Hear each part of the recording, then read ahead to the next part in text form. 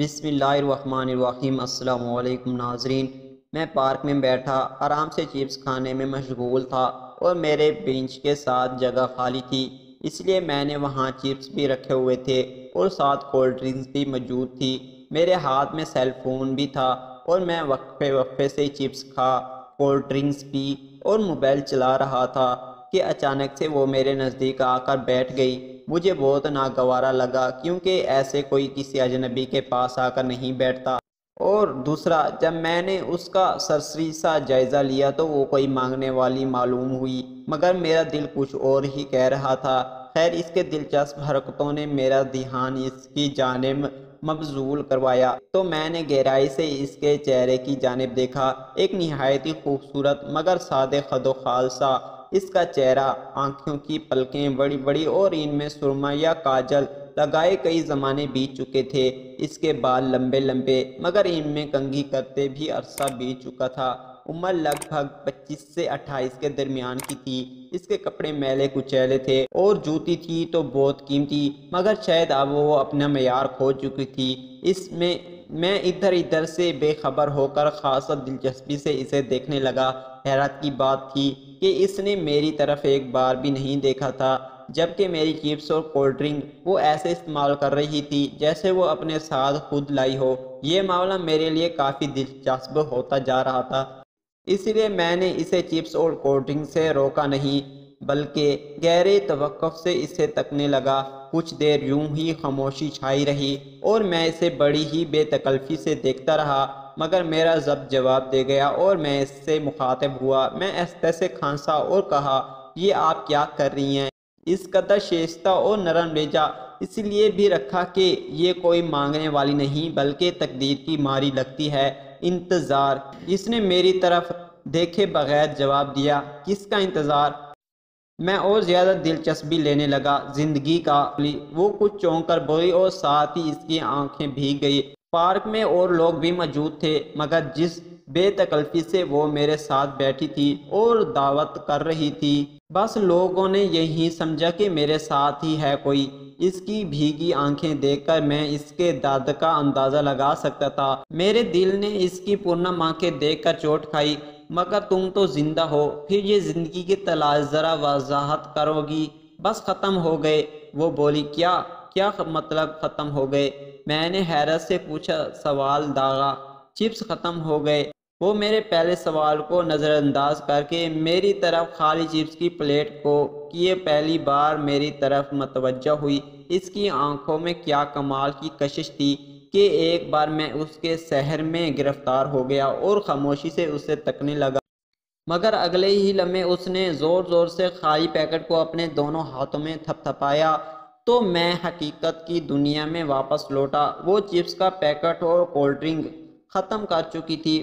مجھے اس کی اسی ادا ہی پیار آیا تو ترس بھی۔ میں نے ساتھ والے ڈھابے سے چھوٹو کو بلایا اور اس کے ذریعے 2 پیکٹ چپس اور ایک کولڈ ڈرنکس مزید منگوائی، جس کو اس نے مجھ سے تقریباً چھین کر مزے سے کھانا شروع کر دیا۔ ابھی وہ چپس کھا ہی رہی تھی کہ پارک کے باہر ایک گاڑی رکنے کی آواز آئی اور کچھ لوگ پارک میں داخل ہوئے۔ ان میں 2 لوگ ہسپتال کے نمائندے تھے اور ایک عورت اور ایک مرد جو اندر داخل ہوئے۔ ان کی نظریں متلاشی تھی، شاید وہ کسی کو ڈھونڈ رہے تھے کہ اچانک ان میں سے ایک کی نظر ہماری بینچ پر پڑی اور وہ سب ہماری جانب چلے آئے۔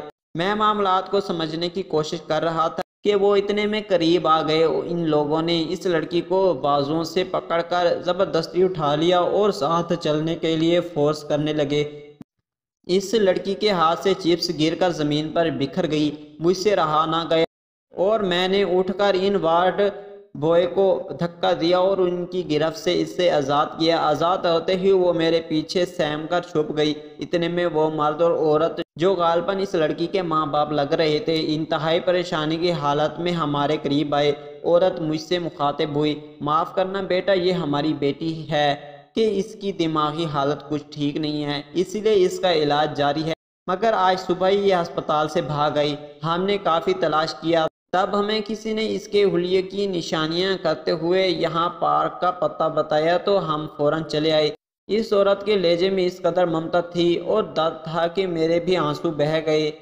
میں اس لڑکی کے آگے سے ہٹ گیا اور وہ سہمے سہمے میری طرف لطاف سے دیکھنے لگی۔ میرا جی چاہا کہ اسے عمر بھر کے لیے اپنا بنا لوں، لیکن میرے بس میں کچھ نہیں تھا۔ اتنے میں اس کی ماں نے اسے آگے بڑھ کر تھاما اور اسے لے کر پارک سے باہر چل دیے۔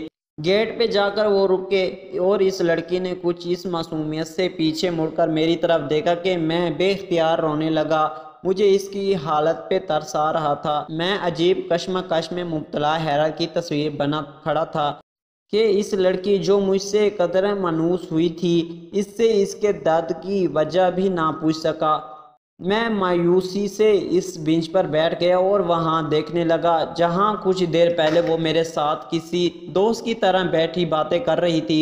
میرے اب بھی مسلسل آنکھوں نکل رہے تھے کہ اچانک بھینگی آنکھوں سے میری نظر بینچ کے نیچے پڑی۔ وہاں ایک طے شدہ کاغذ موجود تھا جس پہ کافی سیلٹیں پڑی ہوئی تھی۔ یہ وہ کاغذ تھا جو شاید گھما گھمی میں اس لڑکی کے ہاتھ سے گرا۔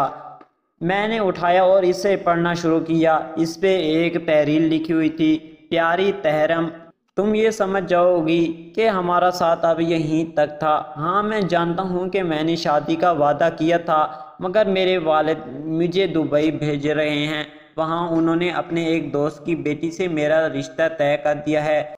دیکھو، میں آج شام کو ہی تمہیں ملے بنا ایئرپورٹ نکل جاؤں گا۔ دیکھو، تم میڈیکل کی ایک ذہین اسٹوڈنٹ ہو، اپنے کیریئر کو کبھی مت چھوڑنا۔ زندگی رہی تو پھر ملاقات ہوگی۔ تم سے محبت کی ہر داستان مجھے یاد رہے گی۔ تمہاری ایک دوست کی ہاتھ بڑی مشکل سے یہ خط تمہیں بھیج رہا ہوں۔